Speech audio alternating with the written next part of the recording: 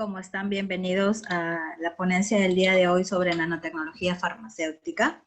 Mi nombre es Fiorella La Rosa Valladares, soy químico farmacéutico de profesión, especialista a nivel hospitalario, y vamos a dar inicio en este tema tan importante que hoy en día nos abarca casi la mayoría de fármacos a nivel de tratamientos innovadores, tanto antineoplásicos como antivirales, como tal. Entonces, para nosotros poder entender en primer lugar qué es la nanotecnología o qué implica la nanotecnología, debemos entender que no solo respecta los pilares de tamaños, porque estamos hablando que una partícula nano es una millonésima parte de un metro cuadrado. Entonces, definir a la nanotecnología como tal es incursionar en el área de la ingeniería, hablando propiamente del estado de la materia o de la materia como tal, pero a unas escalas muy por debajo de los 100 nanómetros. Y con esto, pues, estamos adquiriendo la habilidad de poder trabajar con diversas sustancias y moléculas que tienen diferentes tamaños y que inclusive son invisibles al ojo humano a simple vista. Entonces, esta definición de nanotecnología implica dos cosas principalmente. El tamaño, que es obvio, pero sobre todo, cómo nos estimula y cómo influye directamente el empleo de todo lo nuevo, de temas nuevos en la ciencia y propiamente a nivel médico, ya que no solamente atribuye procesos a nivel de terapias o protocolos a nivel de tratamiento, sino que también tecnología para la fabricación de ciertos instrumentos que nos van a servir para reemplazar diversos procedimientos convencionales e empezar a usar todo el sistema, toda la ciencia a través de nuevos diseños, a nivel de nuevas caracterizaciones o desarrollar nuevas caracterizaciones, de tal manera que permitan que estos materiales médicos especializados empleen nanotecnología también y que ello le pueda conferir una propiedad totalmente nueva, diferencial, innovadora y sobre todo beneficiosa. Entonces, ese prefijo nano no es nuevo tampoco, viene del vocablo griego que significa enano. Entonces, etiológicamente se representa la mil millonésima parte de un metro, como les decía. Es lo que equivale a la medida convencional conocida como un nanómetro, que equivale, si lo queremos ver matemáticamente, a 10 a la menos 9 metros. Ese término ha sido acuñado alrededor del año 80 por un científico conocido como Eric Drexler.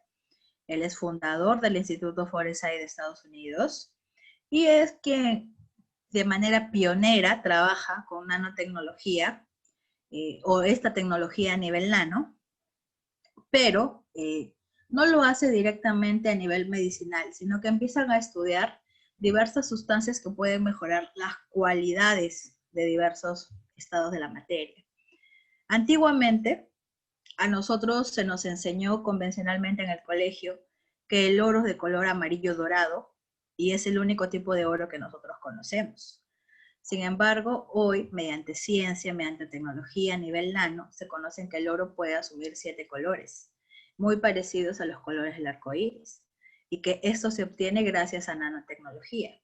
Ahora, el oro, antiguamente, cuando nace la ciencia farmacéutica, o propiamente cuando nace a inicios la química, que se conocía como la alquimia, buscaban encontrar mediante un todo la emisión propiamente de obtención de oro.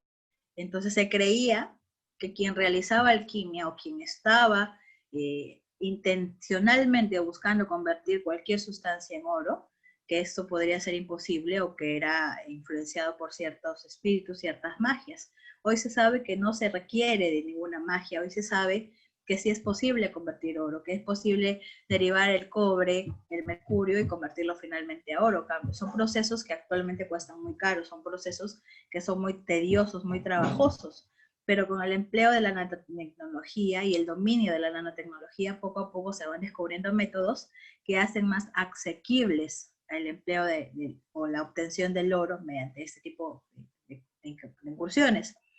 Ahora, el oro como material precioso es valioso, pero es recién en esta época, siglo XXI, que se le da un valor agregado a nivel medicinal también al oro. Entonces, hoy se encuentran, por ejemplo, estudiando la importancia de las aguas termales y las composiciones químicas de las aguas termales, porque se creía que solamente eran sílice, cobalto, magnesio, mercurio, quienes eran los responsables de realizar combinaciones que finalmente ejercían un efecto de mejora a nivel de salud en las personas. Pero hoy se sabe que también contienen pequeñas partículas de oro, que son quienes responsables de la emisión o la regeneración de ciertas estructuras óseas. Entonces, gracias a la nanotecnología podremos descubrir de acá a un futuro qué tan importante repercutan a nivel mineral la importancia o la composición mineral que tienen ciertas áreas naturales para el beneficio de la salud. Y en efecto, conforme fueron pasando los años, específicamente en 1959, otro científico, Richard Feynman, que también, por cierto, es Premio Nobel de Física en 1965, él fue la primera persona que a nivel experimental estudia y descubre diversos procesos en versión nano, en versión enana, y concluye finalmente que el hombre, en un futuro no muy lejano, que en un tiempo no muy largo, va a poder manipular y controlar estos objetos en una versión diminuta, que inclusive va a poder determinar ciertas estructuras en modificación atómica. Ustedes dirán, yo he escuchado las noticias hace varios años, aproximadamente el 2000, cuando se habló por primera vez del boom de la clonación. Y todos dijimos la clonación es un proceso aislado, es un proceso moderno, es un proceso nuevo, una tecnología que inclusive escapa de la imaginación humana, que en la cual consiste en poder copiar genéticamente una célula o el material genético de una célula, poder implantarlo en una célula vacía y que ésta me pueda dar a mí como producto final un ser semejante física y estructuralmente, fisiológicamente e inclusive a nivel de sus reacciones químicas corporales. Sin embargo, nadie se puso a pensar qué tipo de tecnología empleaba el sistema de clonación o los efectos de clonación propiamente. Y para poder estudiar el genoma humano, para poder llegar a intervenir en la manipulación de lo que son los cromosomas y finalmente el material genético, los famosos genes, fue que se empleó tecnología nano. Porque tú a simple vista no puedes extraer una célula y mirar el material genético o los componentes internos de una célula. Una célula de por sí ya es pequeña. Y si estamos hablando de una célula humana, es aún más pequeña.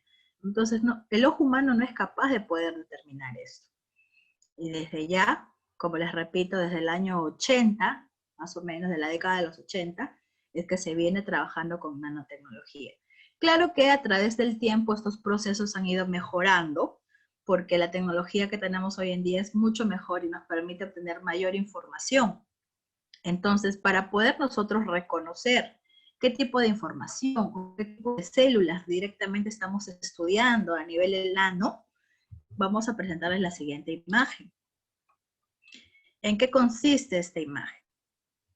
Bueno, acá tenemos una presentación de diversos tamaños celulares que implican que, por ejemplo,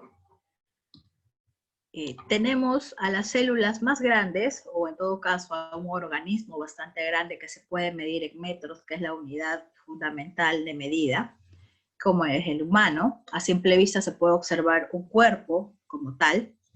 Luego extraemos un órgano de ellos, como en este caso un hueso, que este es un fémur, por ejemplo, que se puede medir en centímetros, una unidad que es un submúltiplo del metro. Luego podemos extraer otro tipo celular, como el caso del pelo, o un tejido, perdón, como el caso del cabello, que se podría medir inclusive a nivel de diámetro, de grosor, de espesor, de longitud, que inclusive podría abarcar los milímetros, y de él extraer, por ejemplo, una célula. Estas células, independientemente de sus funciones, pueden ser medidas en micrómetros o en milímetros. Más pequeñas que las células aún son mis amigas bacterias, que existen de grandes tipos, de muchos tipos, ¿no? Las benéficas y las que nos causan prejuicio, las que son importantes para el organismo o se complementa como parte de la realización o apoyo de del metabolismo propiamente del ser humano, como aquellas que nos causan enfermedades. Estas se miden en micrómetros, tomando en cuenta que las bacterias son células procariotas, células poco desarrolladas, a diferencia de las células humanas, que son células eucariotas, células con bastante o mejor distribución genética inclusive. Luego tenemos a las nanopartículas, que ya se miden propiamente en la versión nano, en las medidas nanométricas propiamente, y bajo las nanopartículas inclusive existen moléculas más pequeñas aún, como en el caso de algunas hormonas como la insulina o el ibuprofeno, en el caso de hablarlo propiamente a nivel farmacológico. Entonces, a nivel nano, existen un gran grupo de tipos o clasificaciones de moléculas que vamos a verlo también más adelante, pero es importante que ustedes puedan reconocer o diferenciar en proporciones de tamaños, que estamos hablando de algo bastante pequeño a comparación de una estructura propiamente de un organismo humano como tal. A continuación les presento un pequeño video que consideré importante porque si bien hablamos específicamente de una transnacional, que en este caso es Bayer, ellos vienen desarrollando tecnología o vienen desarrollando nanotecnología y su incursión a nivel de la ciencia farmacológica es bastante grande. Por favor, prestemos atención un momento para verificar la nota.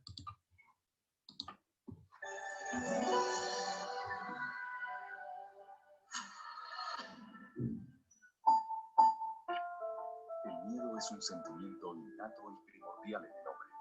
Por el miedo se explican todas las cosas, el pecado original y la virtud original. Mi virtud también ya ha nacido del temor. Se llama ciencia. Nietzsche.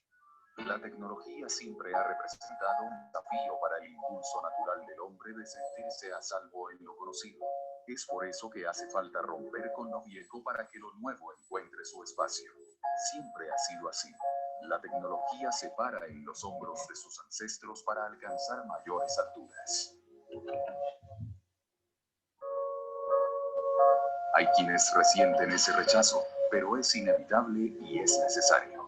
La fuerza que nos hace avanzar y asumir riesgos se impone ante el instinto de resguardarnos en un presente invariable y seguro.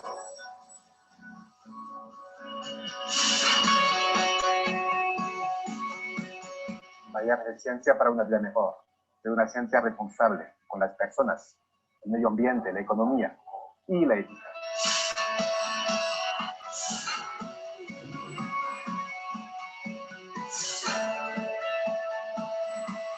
Las ideas revolucionarias de ayer son hechos cotidianos para nosotros.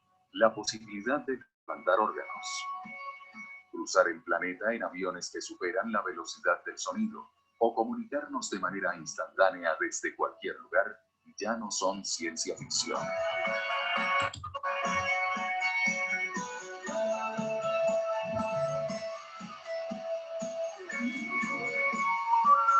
Así como el viejo sueño de alcanzar otros planetas, la conquista del macrocosmos y el microcosmos se nos presenta a diario en los periódicos. Estamos convencidos de que los avances en ingeniería genética en plantas y animales son mayores que los riesgos. No podemos estar de acuerdo con la posición de algunos grupos que aseguran que Dios no estaría de acuerdo con el desarrollo que permite mejorar genéticamente a plantas y animales. Las fronteras de la curiosidad científica se corren un poco más allá cada minuto, con cada nuevo logro alcanzado. y el miedo va quedando atrás. Prepararnos para el futuro es aprovechar nuestro presente, apoyándonos en el pasado. La investigación es más que una herramienta, es una ventana hacia nuestro desarrollo y un puente hacia la sostenibilidad de la especie humana. El hombre siempre ha sentido curiosidad por entender el mundo que lo rodea. Y la ciencia hoy en día te puede dar esas respuestas. La ingeniería genética es un reto para la ciencia y para todas las instancias del pensamiento humano. Vamos a aprender un poco de nanotecnología. La nanociencia y la nanotecnología se perfilan como una de las más importantes revoluciones científicas y tecnológicas por las que transitará la sociedad de comienzos del siglo XXI. El prefijo nano, empleado para nombrar esta área del conocimiento, hace referencia a una escala equivalente a una millonésima parte de metro.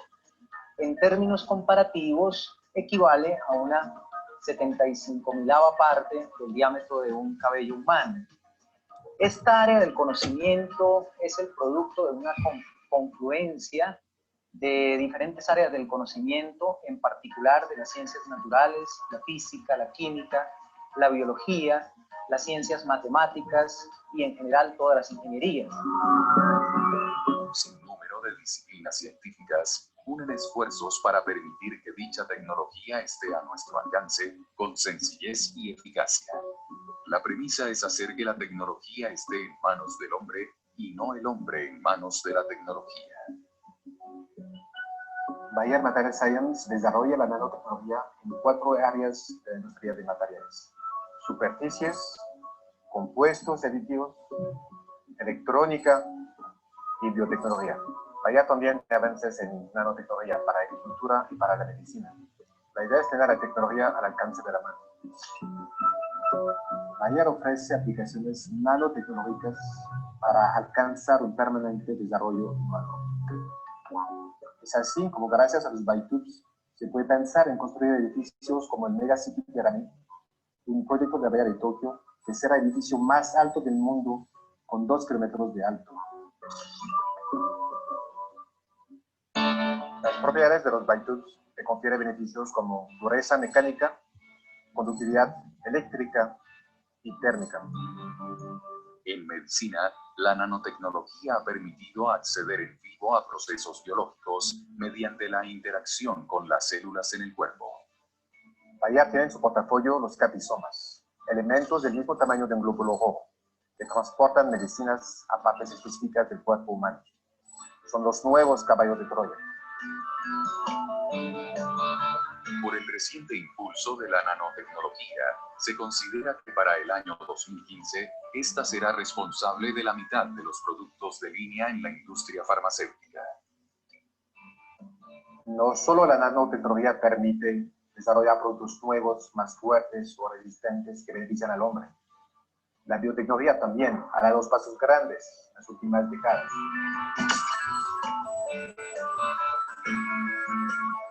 Bayer CropScience, por medio de la biotecnología, ha desarrollado un proceso por el cual la planta puede aprovechar los recursos hídricos de una forma más eficiente. Una sequía más prolongada puede ser aguantada por ellos sin utilizar sus recursos. Cuando la planta utiliza más del 50% de sus recursos, nunca va a producir ni se va a recuperar. La biotecnología nos da la opción de tener plantas resistentes a sequías prolongadas. La biotecnología agrícola permite producir más y nuevos alimentos, teniendo en cuenta el medio ambiente. Eso es muy importante. Se estima que para el año 2025 habrá 2 billones más de personas para alimentar. Actualmente existen más de 50 productos alimenticios aprobados para el comercio en los Estados Unidos. Canola, maíz, algodón, papaya, papas, semillas de soya, naranjas, remolacha y tomate. Bayer CropScience desarrolla plantas tolerantes a las sequías, resistentes a las plagas o que producen alimentos enriquecidos con vitaminas. También se están desarrollando materias primas agrícolas, maíz y palma, para la producción de biocombustibles más de la mitad de los productos de línea en la importa. Maíz, algodón, papaya, papas, semillas de soya, naranjas, remolacha y tomate. Bayer CropScience desarrolla plantas tolerantes a las sequías, resistentes a las plagas o que producen alimentos enriquecidos con vitaminas. También se están desarrollando materias primas agrícolas, maíz y palma, para la producción de biocombustibles más limpios que la gasolina o el diésel. Así se espera reducir en 20% el efecto invernadero causado por los gases producidos en la quema de combustibles fósiles. La biotecnología permite desarrollar semillas que suplan la demanda de materia prima para estos combustibles sin afectar cultivos destinados al consumo alimenticio. En este sentido, existen proyectos de investigación en Colombia y la India con la jatropha, un arbusto con alto contenido de aceite, que puede convertirse en un reemplazo de las materias primas tradicionales. Maíz y caña de azúcar.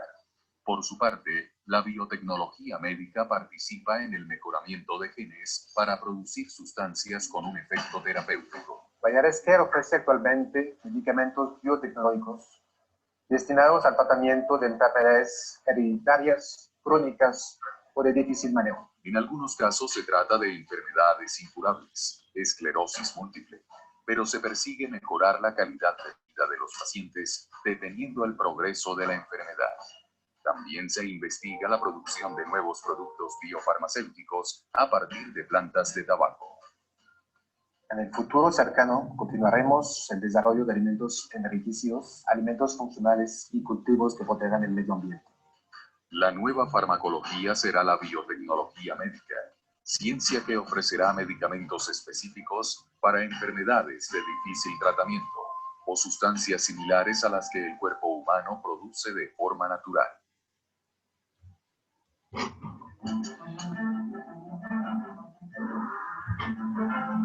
Ok.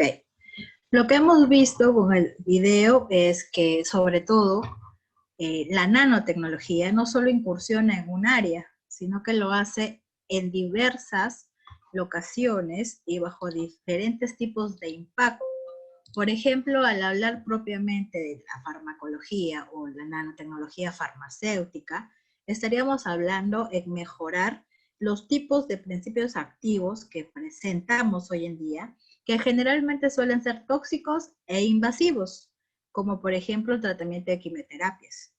Entonces, con una opción de un fármaco en versión nano, lo que podríamos asegurar es, uno, disminuir los riesgos a nivel invasivo, quiere decir que ya no erradicaría a nivel celular de manera general, sino que específicamente solo actuaría sobre la célula enferma o la célula cancerígena.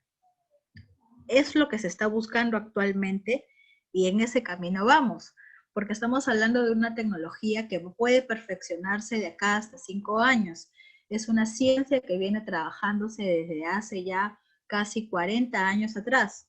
Entonces, estas 3 áreas principales de la nanotecnología, hablando de nivel médico a nivel medicinal, son las siguientes. La primera es respecto a la liberación de fármacos y el estudio de la ingeniería de tejidos. Hoy en día nosotros tenemos, fuera de lo que se habla de formas farmacéuticas convencionales, una gran rama que se conoce como formas farmacéuticas sólidas de liberación modificada. ¿Esto qué implica? Que los fármacos dejaron de seguir el concepto básico farmacocinético de la secuencia de los 5 procesos LAGME, liberación, absorción, metabolismo, distribución y excreción. No, ahora ya se puede trabajar a nivel de la primera escala del proceso LAGME, que es la liberación, y que esto puede permitir que ciertos principios activos modifiquen este proceso de liberación, y que si era de un principio activo convencional una duración de una biodisponibilidad de 1 hora, como ejemplo, pues al tener una forma farmacéutica de liberación modificada, yo puedo asegurar que esta biodisponibilidad puede acortarse o tener una forma de liberación acelerada, como todo lo contrario, una liberación prolongada. Entonces se le está otorgando diversas alternativas al tratamiento convencional.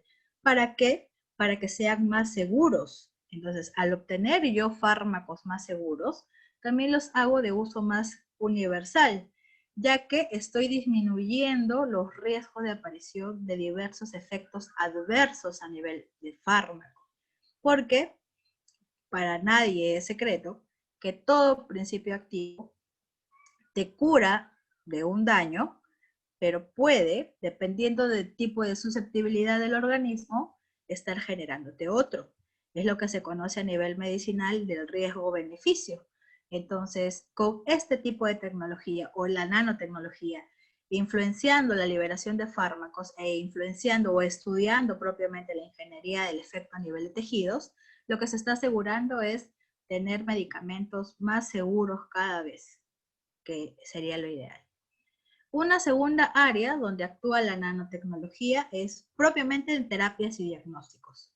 Hoy en día tenemos muchos tipos de diagnósticos o pruebas de diagnóstico invasivos que ya se están dejando de usar justo porque suelen causar secuelas o daños a los pacientes. Entonces, en el afán de buscar una alternativa, un diseño alternativo, un tratamiento alternativo, es que se emplea la nanotecnología y que inclusive de manera externa o de manera de radiación, se puede estudiar las diversas moléculas, se puede extraer ciertos tipos celulares para estudiarlos fuera del cuerpo, sin necesidad de un procedimiento tan complejo como podría ser una biopsia, que hoy en día se hace de esta manera. Entonces, si a ti te diagnostican cáncer, por ejemplo, y para poder determinar, estamos hablando de hoy 2020, para poder determinar el tipo celular que tiene el tumor, el famoso determinar si es cáncer bueno o cáncer malo, tienen que realizarte la biopsia. Entonces, a un futuro estas terapias o estas pruebas de diagnóstico no van a requerir de que se haga toda la biopsia invasiva y que inclusive de manera laboratoria se puede extraer una muestra y estudiar in vitro esta muestra, fuera de tu cuerpo. ¿Okay? Y otra área, hablando de solo diagnósticos con nanodispositivos. ¿Por qué? Porque se busca obtener, así como hoy en día existen los famosos glucómetros que necesitan de una tira reactiva. ¿Ustedes se han puesto a investigar en algún momento qué tipo de tecnología usan las tiras reactivas y los glucómetros? Usan nanotecnología. Solo necesitan extraerte una gota de muestra de tu sangre, colocarlo sobre la lanceta y finalmente esta tira reactiva va a estudiar, va a evaluar cuánto porcentaje, cuánta concentración de glucosa estás teniendo en ese momento de la prueba a nivel de tu sangre. Entonces, estos diagnósticos o estos famosos nanodispositivos o nanoprocesos son de fácil acceso, ya existen actualmente. Entonces nosotros debemos entender que la nanotecnología no es algo de futuro, es nuestro presente. Muchas de las cosas que nos rodean son o están procesadas bajo nanotecnología. Hablando de dispositivos médicos, les acabo de poner un ejemplo del glucómetro. Existen termómetros digitales o los famosos termómetros infrarrojos que también usan nanotecnología para poder determinar la temperatura o evaluar la temperatura corporal, entre otros, porque existen muchos ejemplos. Y la mayoría de estos equipos o dispositivos electrónicos o bastante modernos están basados en lo que se conoce como ciencia de nanosensores y efectivamente reconocen de manera diminuta las sensaciones corporales o las sensaciones fisiológicas que nuestro cuerpo está emitiendo. ¿Por qué? Porque nosotros somos energía y estos nanosensores reconocen los tipos de energía que nosotros estamos emitiendo. Nosotros somos energía, esa es una energía que se obtiene a nivel de diversos tipos de interacciones químicos y esta interacción molecular, esta interacción química propiamente es lo que finalmente es reconocida a nivel de la nanotecnología como tal. Entonces, conociendo ya esas tres áreas propiamente de influencia de la nanotecnología, es necesario que recordemos que si la vamos a enfocar directamente a nivel de diseños de productos farmacéuticos, el ámbito o el campo farmacéutico no solo se limita a medicamentos, no solo se limita a dispositivos médicos, también incursiona en el mundo veterinario, en el mundo botánico, porque controla plagas, y en las ciencias cosméticas. Entonces, nosotros de nanotecnología farmacéutica, yo tengo que enfocarme en 4 subramas o 4 subáreas. Propiamente la medicinal, que va de la mano, medicamentos y dispositivos médicos de alta gama, a nivel veterinario, a nivel cosmético y sobre todo a nivel botánico, ¿no? Entonces, enfocándonos en el primero de los casos, cuando el contexto convencional del fármaco, una vez que se administra al organismo e ingresa a nuestro cuerpo, se conoce que hay un tiempo o un periodo determinado para que este fármaco empiece a realizar su mecanismo de acción, porque tiene que pasar por diversos procesos fisiológicos. Pero, si nosotros le adicionamos la tecnología nano, lo que vamos a hacer es que finalmente este tiempo, que en algunos casos puede ser innecesario, el fármaco llegue de manera directa y exclusivamente. Entonces, existen 2 variantes: el conocer o incursionar en el mundo de los famosos indicadores bioquímicos, en la cual puedes tú administrarte estos fármacos o estos indicadores bioquímicos que van a ser como receptores, registradores, que van a buscar como maquinitas tu célula enferma y se van a anclar a ella. Una vez que están ancladas, van a ser como un faro en plena oscuridad. Van a emitir una luz. Claro que es una luz a nivel de sensor invisible al ojo humano, pero que posterior a ello tú vas a administrarte el fármaco nano y el fármaco nano va a reconocer, va a seguir el rastro hasta llegar a la célula enferma. Se va a anclar a ella, se va a adaptar a ella de manera específica y solo así va a poder realizar su efecto. Entonces, ¿qué importancia tiene la nanotecnología farmacéutica?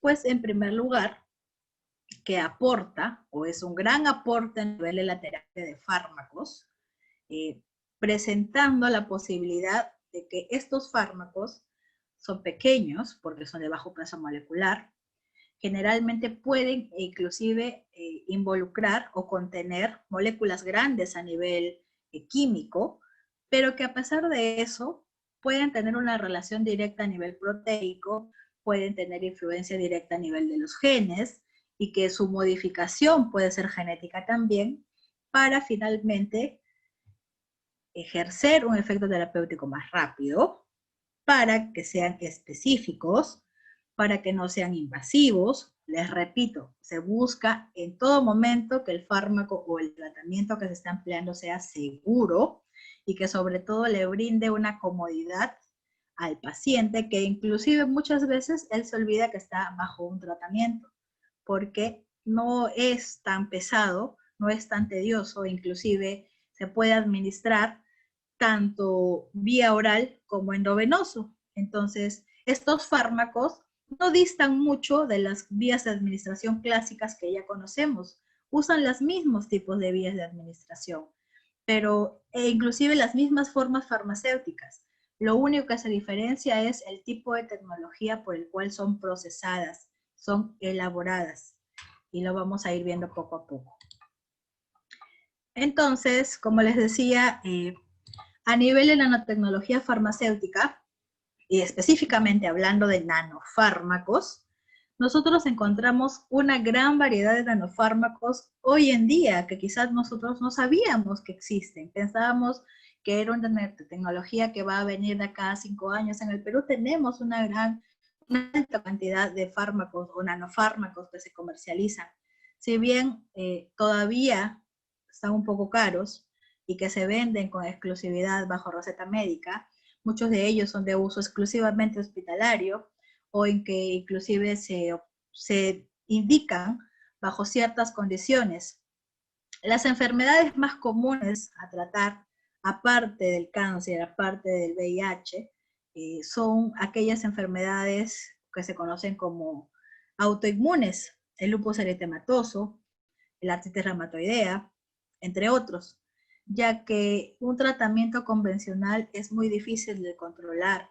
Sin embargo, la cura exacta aún no existe. Lo que se busca en el paciente específicamente es brindarle una mejor calidad de vida, quitarle los malestares que éste puede sentir y mantener controlada la proliferación o el avance de su enfermedad.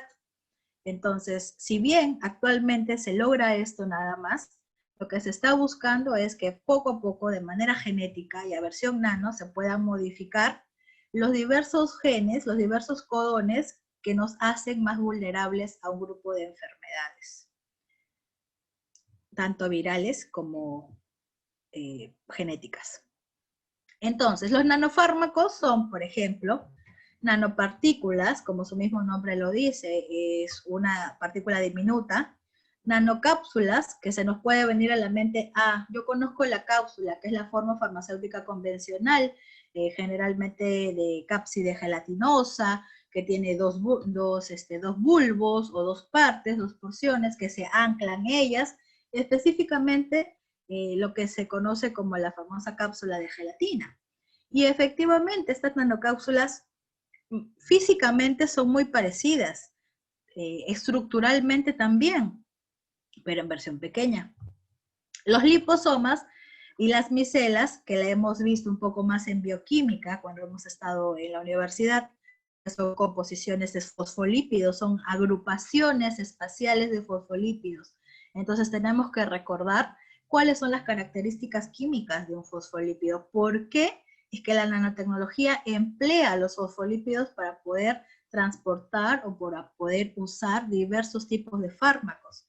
Y lo vamos a ver a continuación, ¿ok? Entre otros, ¿no? Como también se conocen a las famosas proteínas de forma nano, en el caso de los anticuerpos conjugados, anticuerpos de vacunas, y vamos a ir viendo poco a poco cada una de ellas. Entonces, en el caso de las nanopartículas específicamente, estas partículas miden en un promedio de 100 nanómetros aproximadamente, presentan una alta área de investigación científica. La mayoría del campo biomédico está estudiando la obtención de nanopartículas para el tratamiento de enfermedades, pero sobre todo se está utilizando como marcadores bioquímicos específicos, marcadores que siguen el rastro de la luz, el rastro del calor, sobre todo a nivel de los factores tumorales, por ejemplo. Entonces las nanopartículas están actualmente siendo bastante empleadas en tratamientos anticancerígenos, por ejemplo.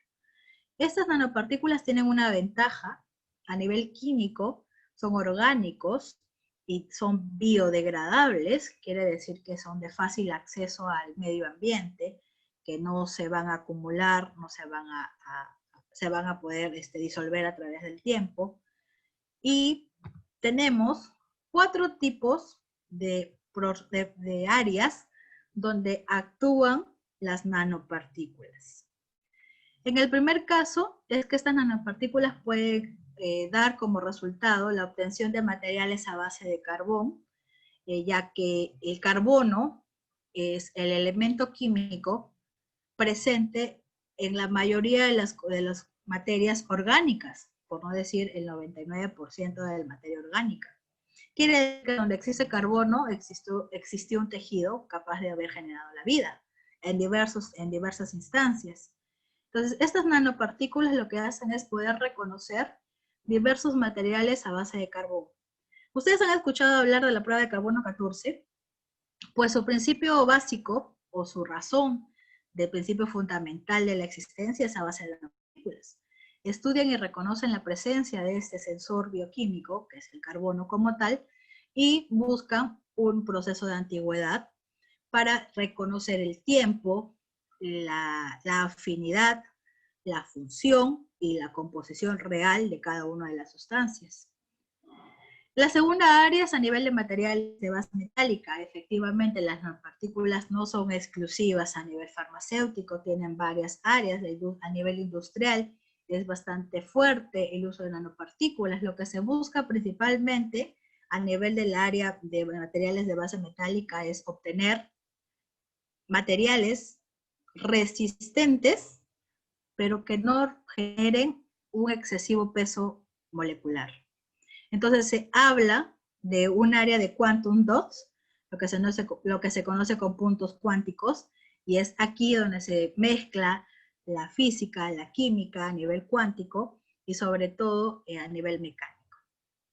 Tenemos otra área también a nivel de dendrímeros, que esto ya más que todo habla a nivel de las ciencias vegetales, las ciencias animales, en donde se puede estudiar composiciones de diversos compuestos orgánicos, inclusive organismos vivos, para poder comparar sus funciones, para poder comparar su intervención y su importancia a nivel natural.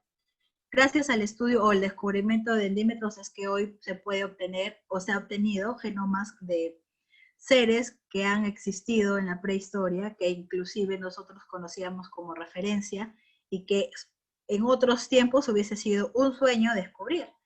Ya los científicos tienen, por ejemplo, mapeado a nivel de dendrímetros un genoma tanto de dinosaurios o de ciertos personajes de la historia como Jesucristo, y que gracias a esta obtención de información genética en base de dendrímetros es que se puede o se intenta en un futuro poder conocer un poco más de nuestro pasado y quizás se logre. Otra área son los composites. Estos composites son nanopartículas un poco más grandes, tienen una dimensión bastante amplia y que en realidad su uso extendido va más que todo en las ciencias metalúrgicas, en las ciencias a nivel de insecticidas, ya que hoy en día hay mucho control de plagas a nivel de insecticidas, que antes se conocían como los famosos insecticidas peligrosos, ¿no? Los que podrían causar, si bien el control de la plaga podría causar mucho daño a nivel humano, tóxicos. Hoy en día los composites nos brindan una oportunidad de manejo de plagas sin necesidad de ejercer un efecto tóxico sobre el ser humano.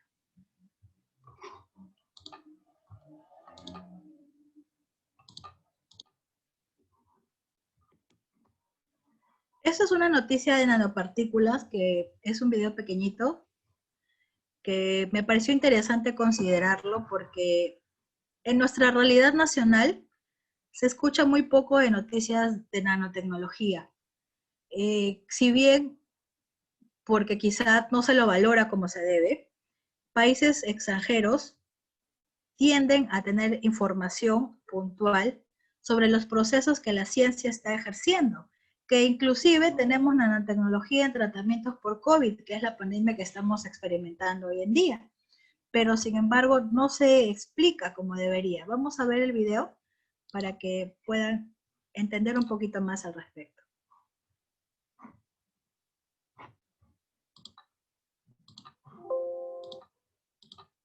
Ya, sí, porque investigadores... Ya. Sí, porque investigadores del Centro Avanzado de Enfermedades Crónicas están utilizando nanopartículas de oro para combatir el Alzheimer y el cáncer. Ya. Sí, porque investigadores del Centro Avanzado de Enfermedades Crónicas están utilizando nanopartículas de oro para combatir el Alzheimer y el cáncer. Claro, y en corto plazo esto permitiría además una detección precoz de estas temidas enfermedades. Carola Besamat, que ya está con nosotros, nos cuenta más sobre estos avances. ¿Cómo estás, Carola? Muy bien, porque alucinada estudiando, investigando sobre esto, porque estos investigadores son pioneros a nivel mundial al usar nanopartículas de oro para combatir el Alzheimer, y además en estos estudios preclínicos, por cierto, han logrado destruir tumores. Están viendo cómo, gracias a este metal, se pueden desintegrar con éxito las células cancerosas. Por eso pueden, por ejemplo, adherirse a la célula enferma, pueden transportar moléculas que desintegren o dar cuenta dónde están los tumores. Y ahora el investigador Marcelo Poga nos va a explicar cómo funciona para tratar estas temidas patologías. Si nosotros irradiamos estas partículas, por ejemplo con un rayo láser, se produce una gran absorción de la energía. O sea, el láser está interactuando con las partículas que están aquí, los electrones que están en la superficie de las partículas absorben esta energía y las partículas se calientan. Ese calor lo podemos usar, por ejemplo, para destruir células tumorales. También lo podemos usar para destruir agregados tóxicos de proteínas como la proteína amiloide, involucrada en la enfermedad de Alzheimer. Hay surgen tantas preguntas, qué interesante todo esto, pero ¿de qué forma se podría llegar de una manera más selectiva para el tumor, por ejemplo? Esa es una de las cosas más interesantes, pues me explicaba el científico que si se trata de un melanoma, por ejemplo cáncer de piel, se podría aplicar de manera local, irradiar la zona y así destruir selectivamente las células tumorales, imaginen. Gracias a la nanotecnología podríamos también en un futuro cercano detectar, por ejemplo, precozmente un tumor antes de que este crezca o que presente metástasis. Cambia toda la jugada, como ustedes comentaban, o bien anticipar la aparición del Alzheimer, pero además puede ser un tratamiento coadyuvante en el caso de la quimioterapia, en donde el organismo se ve tan debilitado. Marcelo nos explica entonces cómo es que funciona, realmente increíble, parece ciencia ficción, pero ya se podría estar usando en corto plazo. Estas partículas tienen la propiedad de acumularse selectivamente en los tumores. De esa manera nosotros podemos lograr una acción selectiva, puede también llevar otras moléculas activas, no sé, como por ejemplo curcumina, cualquier antitumoral que se pueda usar, evitamos que se produzcan todos los efectos adversos de una quimioterapia.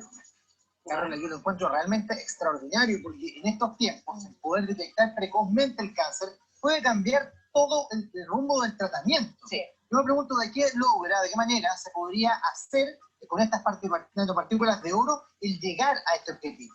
Bueno, hay varias combinaciones, ¿no es cierto?, que se están utilizando. Vamos a escuchar al especialista, pero muchos deben haber escuchado lo que se está haciendo, por ejemplo, con la cúrcuma. Exactamente. Curcuminoide, ¿no es cierto? La curcumina, gracias a las nanopartículas, permiten que esta sustancia que puede atacar el tumor haga su trabajo. Aquí nos va a explicar bien detalladamente cómo va a funcionar. El hecho de ser un metal nos permite visualizarlo desde afuera por distintas técnicas. El PET, por ejemplo, podría ser una técnica donde podemos ver acumulación, puntos brillosos dentro del organismo. Terapia y diagnóstico en un mismo proceso. O sea, inyectando una vez en el ser, en el individuo, la presencia de tumores y a la vez tratarlo. Bueno, en el caso de estos investigadores, ellos son pioneros, ¿no es cierto?, en el caso del Alzheimer, pero también se está trabajando en el cáncer. Hay a nivel mundial, o sea, muy cerca de que esto pueda ser una realidad. Ahora, los estudios clínicos son sumamente caros. En el caso del Alzheimer, el funcionamiento sería similar. Llega al sistema nervioso central para destruir las proteínas acumuladas en exceso, ¿no es cierto?, y la sinapsia. La nanotecnología genera esta verdadera revolución en diferentes ámbitos científicos, en medicina. Están, por ejemplo, los llamados nanorobots. ¿Los han escuchado? Sí, claro. Imagínense que en un futuro puedan reparar a nivel celular. O sea, como una maquinita dentro de tu célula, dentro de tu torrente, haciendo eso. O un método para liberar insulina controlada para los diabéticos a través de nanocápsulas. Así que aplausos para todos los científicos chilenos, los investigadores, apoyo también, ¿no es cierto?, del mundo privado para desarrollar estas tecnologías. Eso acá en Chile, yo me recuerdo, ¿te acuerdas de la época, no sé, nuestra, yo Juan Hinao, que la gente se achicaba y entraba con máquinas del cuerpo hay una humano? película. Esa tecnología Sí, se está es real. desarrollando maravilloso. Muchas gracias. Gracias a ustedes. Entonces, como se puede observar, es una realidad la nanotecnología. Nuestros vecinos del país de Chile ya tienen, y Brasil sobre todo tiene una alta industria nanotecnológica. Un segundo ejemplo, más allá de las nanopartículas, tenemos a las nanocápsulas. Como les venía diciendo, las nanocápsulas son muy similares físicamente a la forma convencional que ya conocemos. pero que tienen una particularidad.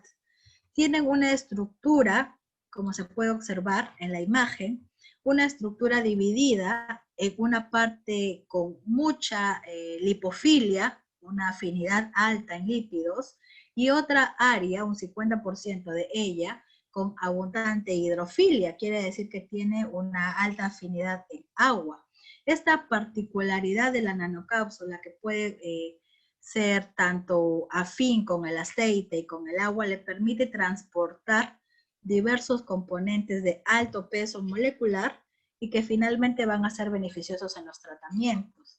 El ejemplo más claro que hoy en día tenemos de una nanocápsula o de moléculas de tipo cápsulas a nivel nano es en la terapia del cáncer. Por ejemplo, tenemos al principio activo conocido como docetaxel.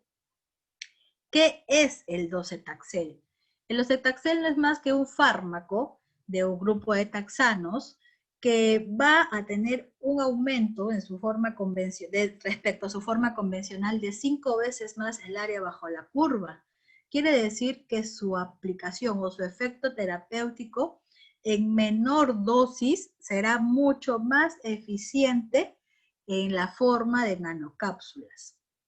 Ahora ustedes dirán, nanocápsulas, entonces yo puedo entenderlo como que es una presentación sólida. No, no necesariamente. La presentación puede ser en forma de vial, un polvo capaz de disolverse con un solvente específico, como puede ser también de manera de una solución de concentración inyectable, como es en el caso del docetaxel, por ejemplo. Estas nanocápsulas lo que hacen es modificar una molécula específica que se conoce como el solvente de polietilenglicol, y que finalmente va a desarrollar una forma de liberación totalmente distinta a la manera convencional. Si bien en la terapia del cáncer existen diversas dosificaciones del docetaxel, todas ellas variantes en un promedio de 20 miligramos por mililitro, siempre se van a encontrar en todas sus presentaciones de la versión nanocápsula diversos vehículos adecuados, específicos para que el núcleo, que en estos casos es un poco más oleoso, más lipofílico respecto al segundo tipo, y finalmente van a poder movilizarse, van a llegar específicamente a la célula diana y no van a representar un efecto tan citotóxico como lo hace su presentación convencional.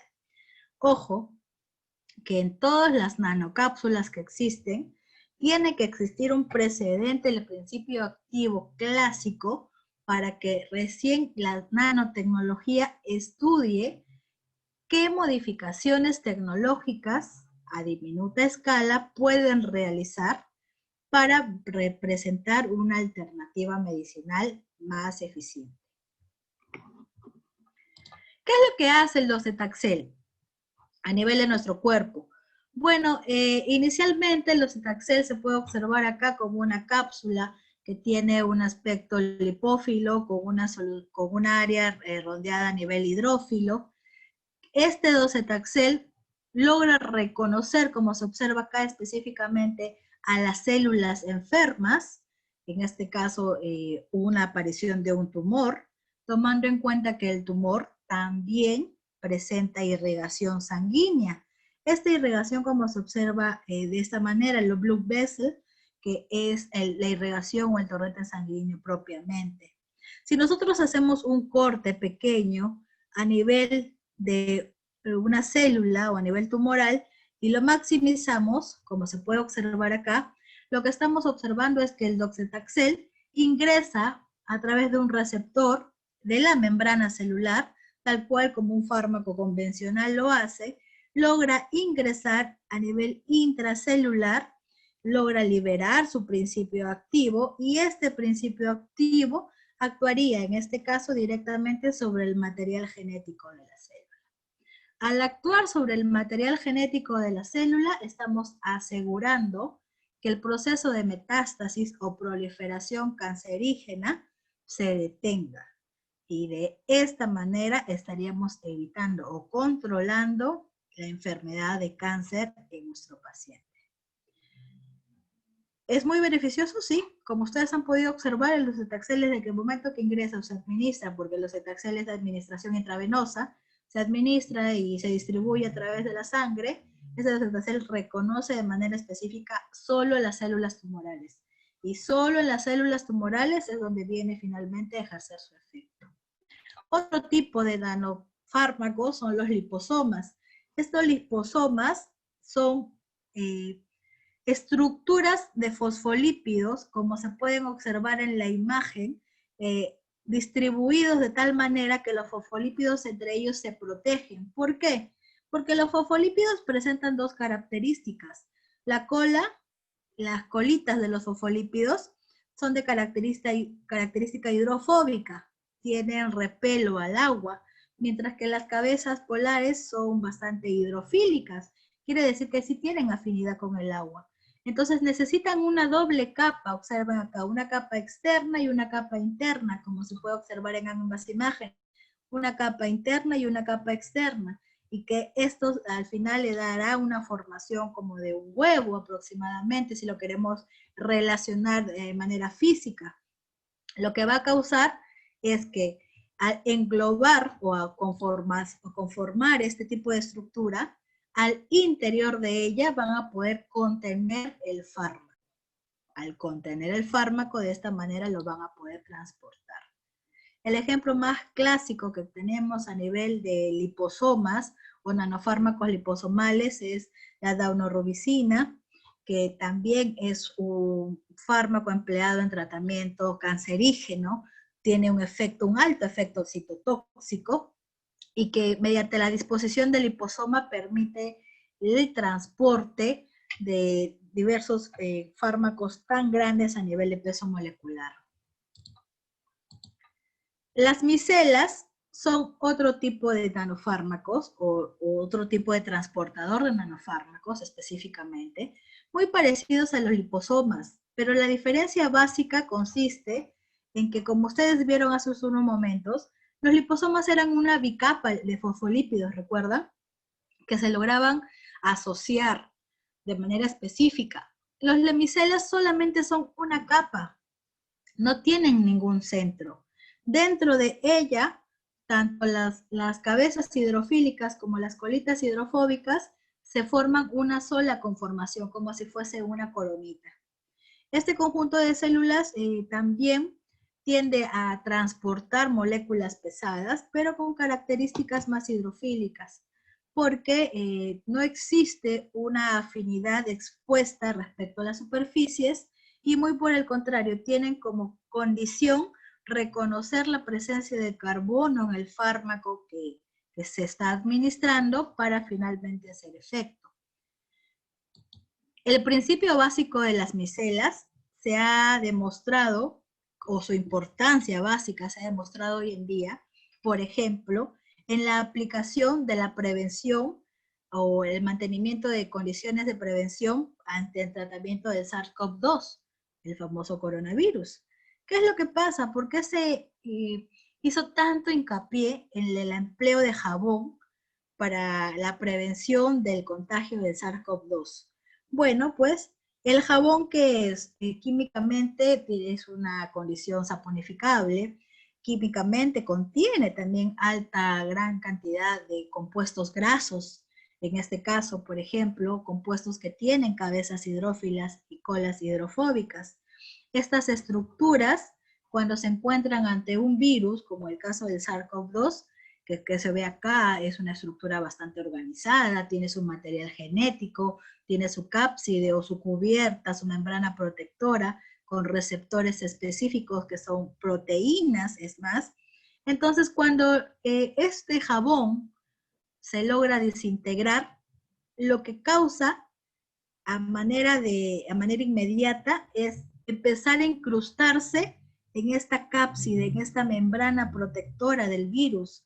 Se incrusta y logra meterse en toda la capa de la membrana, logrando que se empiece a desintegrar. ¿Por qué? Porque genera una inestabilidad química. Es como cuando se incrusta algo extraño o en todo caso colocas algo extraño en una pared de tu casa, y esta le brinda una inestabilidad.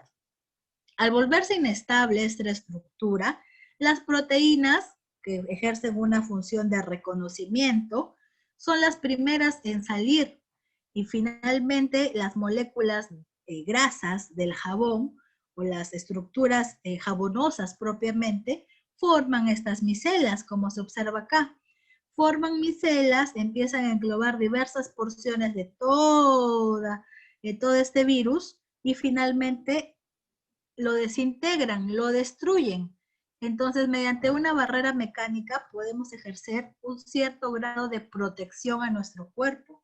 Es por ello que se puso tanto hincapié con el tema del uso de diversos surfactantes, diversos tensoactivos y sobre todo de las moléculas de jabón para poder prevenir el contagio del SARS-CoV-2.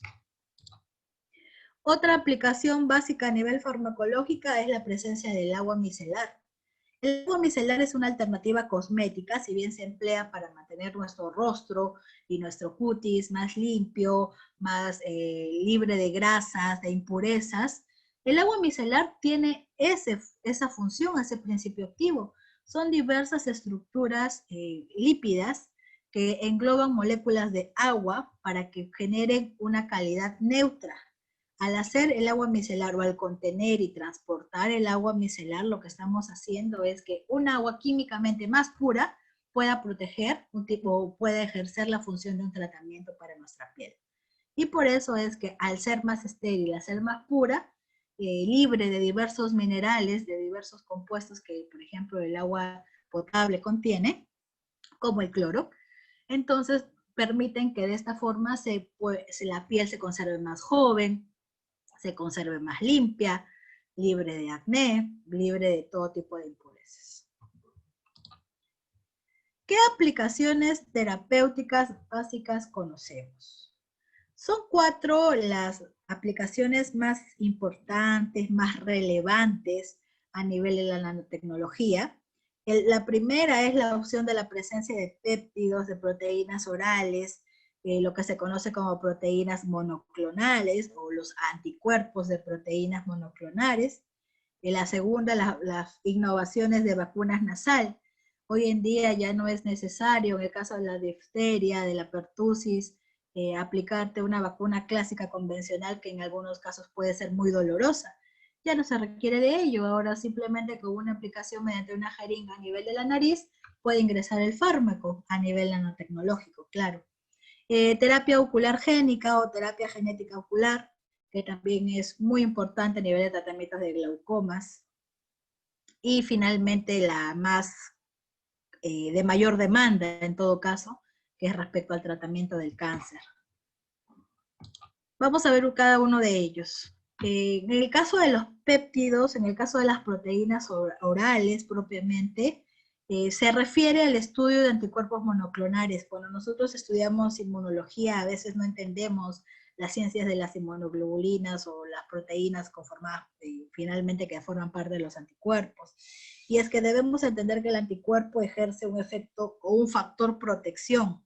Por eso es anticuerpo, ¿no? Antes de que se exponga a nuestro cuerpo, ya ellos están interactuando, están defendiendo, están ejerciendo la primera barrera de defensa. Cuando estudiamos un anticuerpo, lo que buscamos es, en el caso de tratamientos, conseguir o buscar ciertas estructuras que nos permitan reconocer el factor de peligro. Por ejemplo, si hablamos o transportamos esta definición al mundo del cáncer, lo que vamos a encontrar es que en primera instancia el anticuerpo va a intentar reconocer a la célula cancerosa.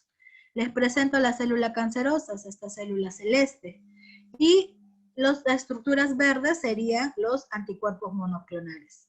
Una vez que existe el reconocimiento propiamente o el anclaje, la formación del complejo anticuerpo-célula, lo que va a hacer este anticuerpo propiamente es empezar a reconocer las diferentes reacciones que el sistema inmunológico puede causar para intentar defendernos de la presencia de esta célula extraña. Claro que existen diferentes tipos de anticuerpos, por ejemplo los monoclonales, que son los específicos a nivel del cáncer, van a permitir, por ejemplo, el ataque hacia la célula para que ésta ya no se replique, ya no prolifere, y entre no proliferar, no genera la metástasis, y al no generar metástasis, esta no empieza a enraizarse más y por ende causar más daño o invadir otros órganos que de repente no estaban considerados dentro de la enfermedad inicial. Hablando propiamente de los anticuerpos monoclonales, son de 4 tipos los que hoy en día actúan a nivel medicinal. Entiéndase que la ciencia que investigó, que descubrió y que hoy en día nos aporta para poder manejar los anticuerpos monoclonales, realizaron estudios básicos entre comparaciones de los genes del ratón con los genes del humano, específicamente ratas albinas, no son ratones en realidad, son ratas albinas. Entonces, estos 4 tipos de anticuerpos monoclonales son, en el primer caso, el propio anticuerpo murino, o el anticuerpo mouse, que se le conoce, que son proteínas obtenidas a nivel del genoma del ratón, y que su terminación farmacológica es OMAP. El segundo tipo de anticuerpos son los quiméricos. Estos anticuerpos quiméricos son combinaciones de proteínas entre una porción externa del ratón y un 90 o 80% de composición humana. La mayoría de los fármacos que contienen anticuerpos quiméricos tienen una terminación de sufijo CIMAP. Luego tenemos a los anticuerpos humanizados, quiere decir que son, si bien un 90 a 95% anticuerpo humano, tienen al menos un 5% de genoma del ratón. Entonces, es más humano que los anteriores, sin embargo, sí contiene ciertas trazas de genoma de ratón. Su terminación de los fármacos que existen con ese tipo de anticuerpos es SUMAP. Y finalmente, los anticuerpos 100% humanos, cuyo terminación de fármacos es UMAP propiamente. Vamos a ver uno de los ejemplos, el rituximab. Entonces, si termina en CIMAP, como lo acabo de describir, sería un anticuerpo de tipo quimérico, ¿verdad? Porque termina en CIMAP. Entonces, el rituximab es un anticancerígeno bastante empleado, de mayor demanda. Su mecanismo de acción es directamente a nivel inmunológico, de acción contra una célula llamada como célula CD20. Lo que hace es reconocer las superficies de los glóbulos blancos de tipo B, los linfocitos tipo B, y que la presencia de estas células o estos receptores ante el anticuerpo, en este caso esta I amarilla es el rituximab, lo que va a generar una vez que se reconoce el receptor CD20 con el rituximab, va a generar que esta célula pase por un proceso conocido como apoptosis. ¿Qué es apoptosis? Es la muerte celular programada. Entonces, el rituximab, una vez que se adhiere al receptor CD20 de las células B, va a generar ese proceso inmunitario, ese ataque, esa destrucción a nivel de esta célula. Para que el rituximab reconozca, obviamente, a nivel químico, las características deben ser compatibles. Quiere decir que esa es la razón por la cual usa un anticuerpo de tipo quimérico, porque busca ser más cercano a la estructura convencional de la composición química de las células B. ¿Qué es el rituximab? ¿Cómo se administra? Es una solución endovenosa, se administra directamente por perfusión o aplicación directamente a la vena. Pueden pasar horas para que el paciente reciba una primera dosis luego de la preparación previa del organismo. Dependiendo del nivel de tolerancia es que se repiten las dosis durante un mismo día. Se genera una pauta exclusiva y el cálculo de esta dosis propiamente se hace dependiendo de la talla y del peso del paciente. Claro que también depende del tipo de cáncer. Otra segunda aplicación, como les decía, era la aplicación de la vacuna nasal. Esta vacuna, la clásica, la que tenemos en nuestro país y que muchos no sabíamos, es la vacuna contra la influenza, pero la conocida como la vacuna live, significa Live Attenuated Influenza Vaccine, que es la vacuna que atenúa la influenza o el proceso de vida del virus de la influenza. Esta es una vacuna que se aplica como un aerosol a nivel de la naricita. Se puede administrar en niños desde los 2 años de edad, pero tiene un límite de 49 años de edad.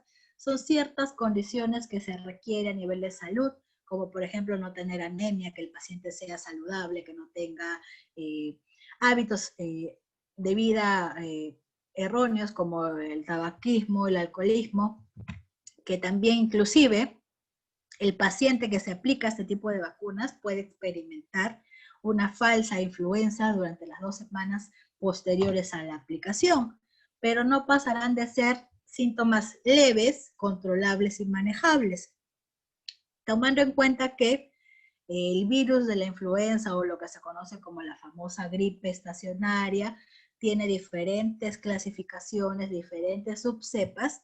Es importante que esta vacuna sea realizada anualmente, porque en realidad no causa la gripe, sino que te prepara el organismo o prepara tu sistema inmunológico para cuando estés expuesto a este tipo de virus propiamente. En todo caso, te genera una protección ilimitada durante el tiempo de vigencia para que la exposición al virus no te afecte tanto en todo caso. Respecto a otra aplicación, respecto a la terapia génica ocular, es muy importante emplear este tipo de nanotecnología a nivel de tratamientos de glaucomas. Vamos a observar que, por ejemplo, la estructura del ojo, como se observa acá, es muy delicada. Sin embargo, se puede emplear medicina, como ustedes observan, se levanta la córnea y se aplica una jeringa, es una aplicación directa mediante una infusión, y esto lo que hace finalmente es poder trabajar directamente con la circulación a nivel oftálmico, evita que ciertas células que están generando un descontrol o que están generando malestar en el organismo sigan proliferándose, que inclusive puedan manipular genéticamente las células. Es como si se estuvieran aplicando pequeños caballitos de batalla para combatir esas enfermedades. A nivel de la terapia génica ocular, también se ha observado estudios de diagnóstico, y es allí como se descubre, por ejemplo, que el COVID actúa sobre mucosas tanto de la nariz como del ojo, porque el virus logra ingresar, o esta terapia viral se puede prever, ya que el virus afecta todas las mucosas sensibles del organismo, especialmente del rostro. La terapia génica ocular, la desventaja es que es una técnica bastante complicada, es una técnica que requiere de mucha preparación, de mucho estudio, tiene un riesgo potencial si es que se empleara de mala forma, porque puede afectar inclusive ciertas estructuras del ojo. Una mala praxis a nivel de terapia génica ocular puede dejarte sin la visión, puede hacerte perder la vista. Y finalmente el tratamiento del cáncer, que es el tratamiento por excelencia, o los fármacos o la nanotecnología por excelencia por la cual se empezó todo este estudio. A nivel del cáncer se conocen muchos factores, principalmente intentando predecir la acción, intentando predecir las secuelas que podrían causar, e inclusive a nivel nanotecnológico se puede descubrir a temprano tiempo el cáncer, o a pequeñas inicios, como se le llama. Esas terapias a nivel de tratamiento de cáncer son específicas, pueden estar dirigidas a evitar el crecimiento, a evitar la metástasis de las células tumorales, como también están dirigidas a diseminar por completo los tumores del cuerpo. Entonces, tenemos 2 áreas en las que empiezan a trabajar los diversos nanofármacos de tratamiento de cáncer. Recuerden, uno de ellos es intentar detener el crecimiento o intentar detener la proliferación de células cancerígenas. Y la otra área es diseminar, en otras palabras, aniquilar los tumores del cuerpo, desaparecerlos. Entonces, ¿qué mecanismos son útiles? En realidad, son cerca de 5 mecanismos útiles para obtener estos dos resultados. El primero, y no necesariamente el más importante, sino que el que primero se empezó a utilizar, es ayudar al sistema inmunológico a destruir estas células cancerosas. En primera instancia, ¿cómo se hace? Pues empleando ciertos componentes nanotecnológicos para dirigir al sistema inmunológico, para incentivar las células beta, para que las células T puedan reconocer de manera específica solo a la célula dañada, y que de esta forma, pues la terapia sea dirigida. Entonces el sistema inmunológico, lo que pasa aquí es que encuentra la célula y la destruye, pero solo la célula dañada, como les repito. En segunda instancia es que buscan detener el crecimiento de las células cancerosas. Bueno, efectivamente, el controlar la metástasis, el controlar el proceso de proliferación de células cancerígenas, lo que nos va a ayudar a nosotros como profesionales de la salud es a tener un mejor manejo de las consecuencias que puedan causar en el paciente. ¿Por qué? Porque al yo manejar o al detener de una u otra forma la enfermedad, puedo obtener ventaja para tratar sus sintomatologías. Entonces, al brindarle yo una mejor calidad de vida a mi paciente, lo que estoy haciendo es ayudar a su salud, mejorar su salud y al mismo tiempo tener control de su enfermedad. Estos casos actualmente solo suceden cuando el cáncer se detecta a temprana estadio. Quiere decir que un cáncer iniciando. No se puede trabajar hasta el momento, o hasta el momento no hay resultados cuando estamos hablando de un cáncer terminal. Dentro del cáncer terminal o la terapia de cáncer terminal ya no se puede detener el crecimiento de las células cancerógenas. Entonces es importante la detección temprana sobre todo. ¿Qué más? Algunas de las células tienen proteínas específicas. Entonces la nanotecnología, al emplear nanofármacos o al presentar nanofármacos cancerígenos, lo que buscan es que estos nanofármacos reconozcan esas proteínas.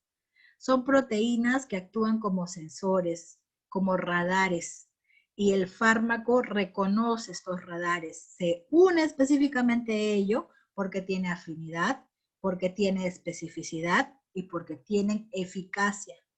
Los mismos principios que tiene toda base farmacológica. Entonces, con ello, ¿qué finalmente se va a obtener?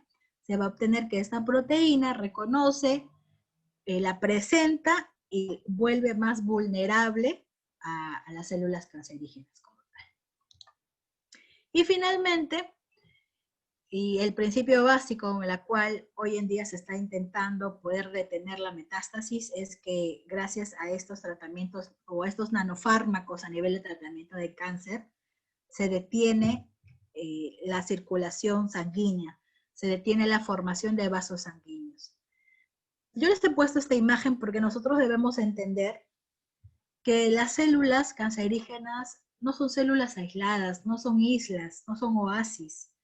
Son células normales que han sufrido cierta modificación estructural. Y esta adición de ciertos componentes químicos que empiezan a generar modificaciones, porque miren, todas las células se observan de una forma determinada, de un color determinado, todas iguales porque estamos hablando de un mismo tejido. Pero esta difiere de todas las demás. Es más grande, es otro color, se ve abultada, no se ve pareja, y que inclusive tiene como raíces. Y efectivamente, el cáncer lo que hace es generar esa modificación estructural, esa modificación química de la célula. Al modificarse, la irrigación o la formación de vasos sanguíneos, porque esta célula sigue viva, empieza a generarse. Estas raíces no son más que conexiones tanto nerviosas como vasculares. Y gracias a estas conexiones vasculares es que la célula continúa viva y continúa creciendo. Como ustedes bien saben, a nivel de la mitosis celular, todas las células somáticas se subdividen o dan parte a formar, por una célula se forman 2 células hijas, ¿verdad? Y si estamos hablando de células propiamente a nivel cromosomas, a nivel sexuales, o de meiosis, una célula madre daría formación a 4 células hijas. Entonces, si este fuera una célula somática, por cada célula celeste que ustedes observan acá, se dividiría a nivel celular y obtendríamos 2 células hijas. 2 células hijas y 2 células hijas. Esta célula cancerígena no es exenta a la regla. También va a ejercer mitosis. Y al ejercer mitosis también se va a dividir y va a formar 2 células hijas más. Ese es el fundamento o el principio básico de por qué el cáncer o las células cancerígenas siguen proliferando y siguen creciendo. ¿Por qué el tejido cancerígeno sigue creciendo? Porque el proceso de división celular en estas células no se detiene. ¿Y por qué no se detiene? Porque los nutrientes básicos que se transportan a través de los vasos sanguíneos, que es decir, venas y arterias y capilares, sigue llegando. Entonces, ese proceso de formación de nuevos vasos sanguíneos se conoce como angiogénesis. Así se llama, angiogénesis. Pero existen nanofármacos que detienen esa angiogénesis. Quiere decir que detienen la formación de diversos vasos sanguíneos. Al detener la irrigación sanguínea, estoy negándole la posibilidad de nutrirse a esta célula cancerígena. Y al yo negarle esa posibilidad, esta célula no va a tener los medios para dividirse celularmente. Por ende, no va a proliferar. Esa es la razón por la cual existen tratamientos de cáncer a este nivel. Porque se busca de una u otra manera evitar que la célula siga reproduciéndose en realidad. ¿Ok? Entonces, este es un principio básico, son principios básicos a nivel de tratamiento de cáncer. Con ello estoy dando por finalizada la ponencia del día de hoy de nanotecnología. Espero que les haya podido abrir un poco más la mente respecto a lo que el conocimiento de hoy tenemos. Si somos colegas o somos profesionales de la salud, tenemos que investigar constantemente sobre los nanofármacos, ya que, como les repito, no son ciencia del futuro, muy por el contrario, es del presente, y esto implica que podamos conocer un poco más de los tratamientos innovadores que existen hoy en día. Si tuvieran alguna pregunta, estoy presta a responderla, pueden hacerla por el Zoom o pueden hacerla de manera por audio, desde este momento.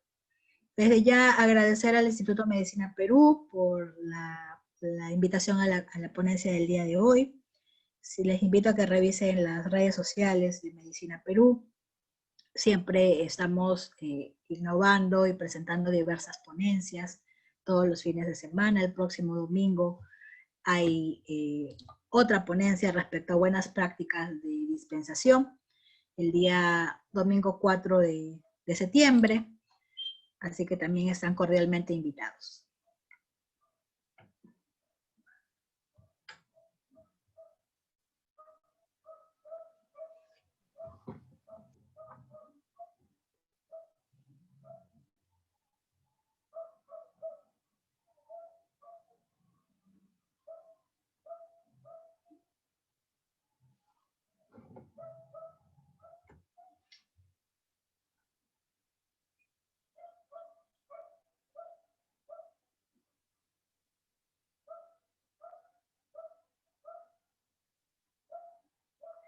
Sí, les agradezco a todos por su tiempo.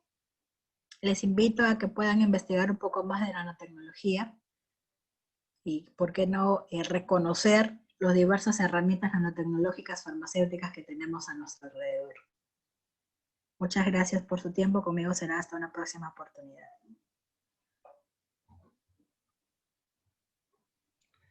Gracias, doctora. Gracias a todos los participantes. Hasta la próxima semana. Hasta luego.